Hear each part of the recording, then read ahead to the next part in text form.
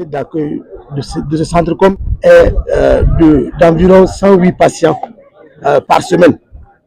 En se disant que chaque patient normalement dialysé a besoin de 2 dialyses par semaine. Je voulais également rappeler que la prise en charge, comme le gouvernement, c'est-à-dire ne sont pas le gouvernement, donc la prise en charge de la dialyse est entièrement gratuite. Donc pour les patients dialysés chroniques. C'est un centre qui permet véritablement de rapprocher les services de dialyse des populations.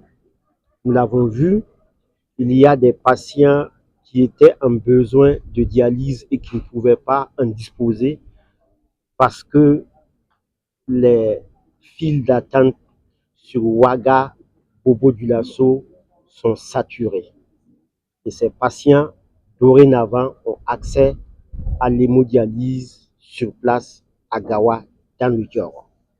Nous avons aussi des patients qui véritablement étaient déjà inscrits soit à Bobo Dioulasso ou à Ouagadougou, mais qui étaient obligés chaque fois de faire des déplacements de Gawa 2 fois dans la semaine pour aller à Ouagadougou ou à Bobo Dioulasso. Ces patients aussi sont désormais dialysés à Gawa sur place. Et donc, c'est le lieu pour moi de réaffirmer ici encore une fois la volonté affirmée de son Excellence le Président du Faso de faire en sorte que tous les Burkinabés aient accès à ce type de soins.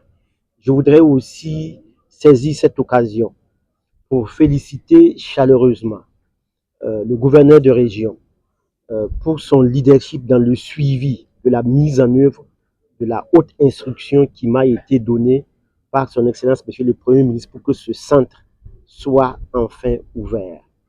Ce centre a été mis en place, il est fonctionnel, mais nous avons évidemment encore des défis à relever. Il s'agit par exemple de la réalisation des fistules. Les fistules, le CHR de Gawa ne dispose pas de chirurgiens vasculaires pour pouvoir les réaliser sur place.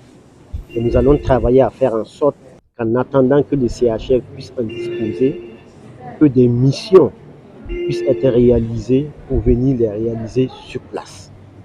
Nous allons aussi, dans le cadre de la réflexion du gouvernement, qui consiste à faire en sorte que les populations aient un accès financier à ce type de soins spécialisés, la réflexion est en cours pour que le coût de la réalisation de la fistule artério-veineuse soit revu drastiquement à la baisse. Donc je voudrais vous rassurer que les doléances qui ont été soulevées par le directeur général seront étudiées avec la plus haute attention.